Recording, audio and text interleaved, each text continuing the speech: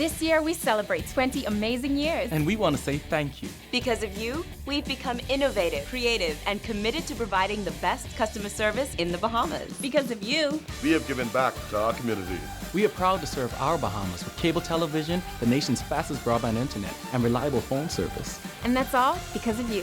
Thank you for inspiring us, motivating us, and believing in us. Thank you. For 20 years! The chairman of the country's newest political party regrets making those vulgar videos. Union leaders demand government come clean on national health insurance. The F&M chairman says it's unfortunate the police commissioner and the state minister of national security seem to be on different pages. Plus, Island Luck feeds hundreds of school children for Thanksgiving. We've got those stories and more coming up tonight. I'm Dana Smith, and MV12 starts right now.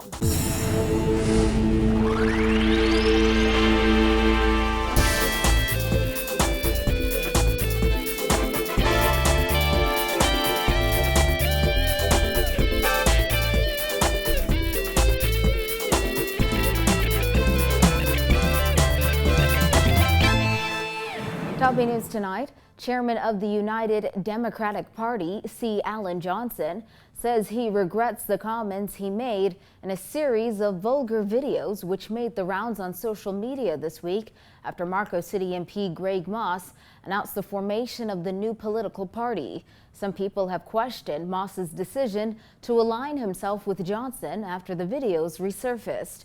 Johnson said while he agrees the videos were inappropriate, he does not have an issue with women. Vonnie Toot reports.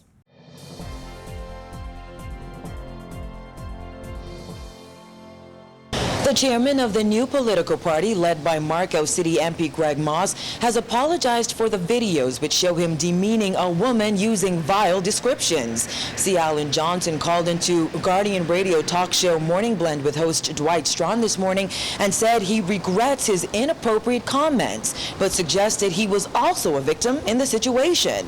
I regret the words that I used as being inappropriate in the manner for which I addressed the problem. But the issue I have is that the modification of the contextualization of the video by the individuals within the Ford Party, trying to make it a women issue when it was an issue where I was involved in an 8-month battle with individuals that support the governing party. In the videos, Johnson describes certain acts he claimed he performed on a woman using demeaning terms. After the vulgar videos resurfaced on social media this week, some people questioned the United Democratic Party's choice for chairman, as well as Greg Moss's judgment in aligning himself with Johnson. One Facebook user asked, does Greg Moss share the views on women as his friend and party chairman C. Alan Johnson? All women should be ashamed of these two men. However, Johnson, who is in Grand Bahama, insisted he does not have an issue with women, but was defending himself against personal attacks. I can take it. I understand entering the political arena, but when you move towards my children, I am worse than a mother hen. I consider the declaration of war. When contacted for comment on Monday, Moss said while he had not seen the videos, he has the greatest respect for his party chairman. He said the criticism leveled against Johnson is predictable and asserted that some people are trying to detract attention away from the substance of what the UDP represents. Meantime, Johnson was asked why he chose to make the videos instead of taking the high road. I have no problem in people judging me for it, but I find it inappropriate when people try to editorialize the video and make it an attack on women in general. I honestly regret the manner and the words as being inappropriate. I should have do what I've just recently done. It's just simply delete the pages and move on. The UDP unveiled its logo, name, and executive members on Monday. Moss, who resigned from the Progressive Liberal Party in June, said in the House of Assembly that he was elected leader of the UDP and the party will contest every seat in the next general election. Reporting for NB12, I'm Vonnie Toot. National Congress of Trade Unions President John Pinder calling on the government to come clean on the details regarding the planned national health insurance scheme. Pinder said while government officials recently met with some union executives about NHI, they were unable to answer questions related to costs and the initial benefits to be offered under the Universal Health Plan, stating that full disclosure is needed immediately. Simone Davis reports. Pinder said there are far too many unanswered questions related to NHI, and he asserted that the government has only been giving excuses because they don't know the answers. The main question that union leaders are asking is what is the minimum amount that Bahamians would have to pay once NHI is introduced come January 1st, and more important, I think the biggest concern most of us have is what it's going to cost and how the government is going to get that funding. There was some talk some time ago about the government taxing payrolls at 2% of your salaries to finance this project. There's no defined decision being made on this. Nothing permanently has been officially communicated to anyone, certainly not the trade union movement, as to how they will fund this project. Nor is there a direct cost. Nobody knows exactly what it would cost. I think they just don't know. They don't know it yet. I think they're putting the cart before the horse. While I certainly know that they have the sufficient countries that have already implemented this plan that we can use as a benchmark. Bahamas Customs, Immigration and Allied Workers Union President Sloan Smith also weighed in on the matter, stating that the government should be able to come clean, and it's a lame excuse to get into something and the workers have no indication of what it's going to cost them. In a recent interview with the Nassau Guardian, Bahamas Customs, Immigration and Allied Workers Union President Sloan Smith also weighed in on the matter, stating that the government should be able to come clean, and it's a lame excuse to get into something and the workers have no indication of what it's going to cost them. In a recent interview with the Nassau Guardian, Smith said the BCIAWU wrote a letter to members of the government months. Too often leaders of our country think they have to leave some legacy. You know, the Pillen legacy was independence and national insurance. I guess the Ingram legacy was he opened the airwaves and, you know, he done some other stuff in addition to implementing the prescription drugs. Well, this Prime Minister, he has to leave a legacy too. And so I guess his legacy want to be he introduced NHI at any cost. And that's what happened to leaders in our country. They're always trying to leave a legacy at any cost.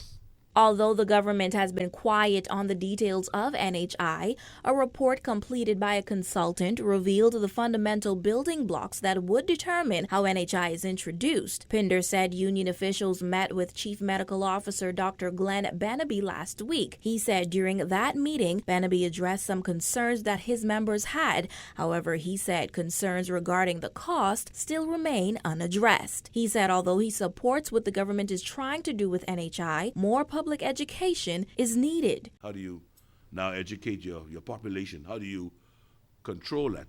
Ounce of prevention, the better than a pound of cure, is what the old people always said to us. And so we got to look at preventive measures, and that again will call to maybe insisting. We talk in the conversation about when we were in primary school in the 60s. Pinder also noted that he hasn't seen any evidence to suggest that the government is preparing to improve its medical facilities. And being that NHI is set to be implemented in less than 2 months, he does not think it'll be ready. He added that in order for NHI to be successful, the healthcare system needs to be overhauled.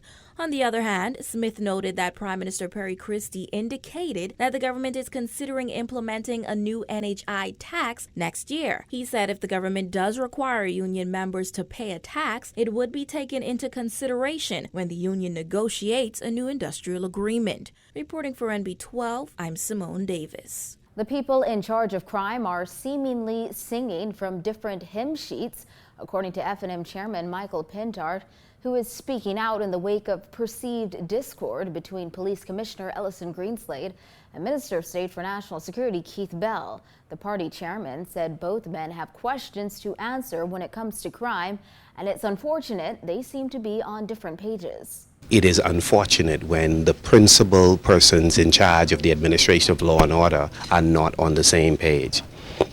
The Prime Minister, ministers with responsibility for national security, Nottage and Bell, the Attorney General, and the Commissioner of Police and his top brass often sing from different hymn sheets. Last week, Greenslade charged that the nation's